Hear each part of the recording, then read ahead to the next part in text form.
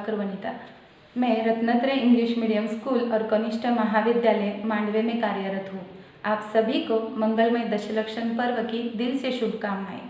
हर वर्ष की तरह इस वर्ष भी हम दशलक्षण पर्व ऑनलाइन मना रहे हैं।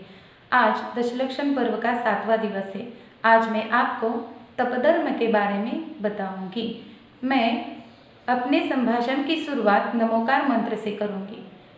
नमो अरिहंतानम, नमो सिद्धानम, नमो आयर्यानम, नमो वज्रायानम, नमो लोहे सवसाहूनम।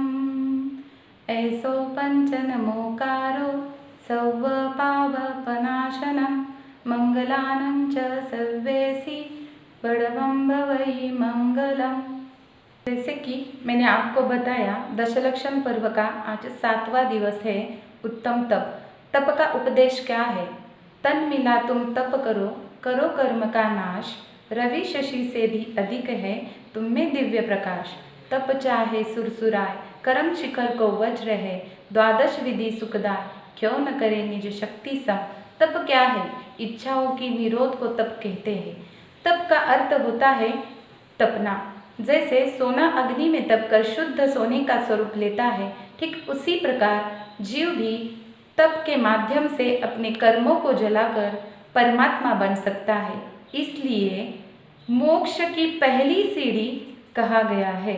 इच्छाओं का निरोध करना भी जैसे तप है, विषमता के, कटुता के, आवेश के क्षणों में समता रखना भी तप है। हर एक को मोक्ष की ओर जाने वाली सीढ़ी प्राप्त करने के लिए उत्तम तप करना चाहिए। इसके बारे में मैं आपको वृषभसेन की एक कथा बताऊंगी।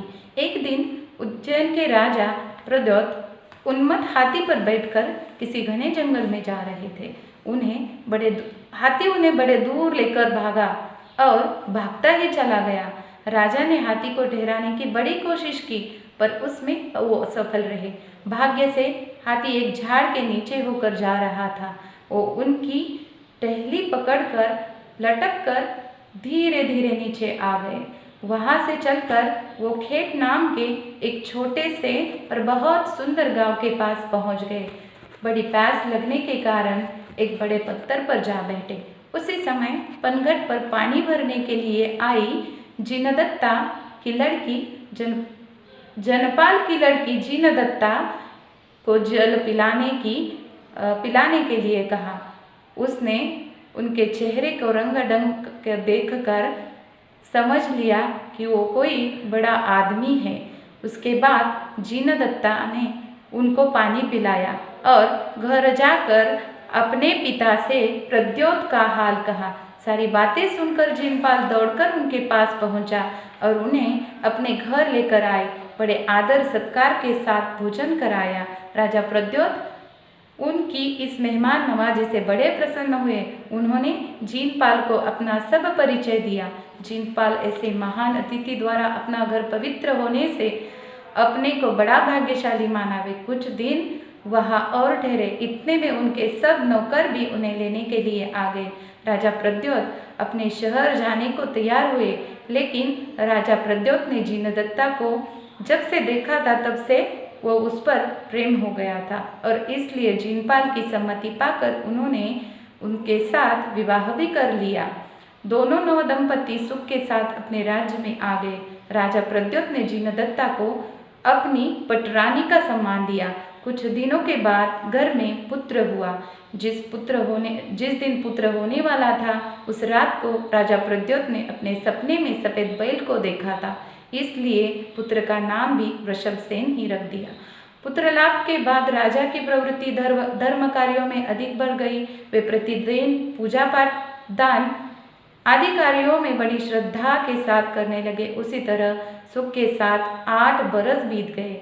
जब वृषभसेन ने होशियार हुआ, तब एक दिन राजा ने उससे कहा, बेटा, अब तुम अपने इस राज्य का भार संभालो। मैं अब जिन भगवान के उपदेश की तरह पवित्र तप को ग्रहण करता हूँ, वही शांति प्राप्त का कारण है।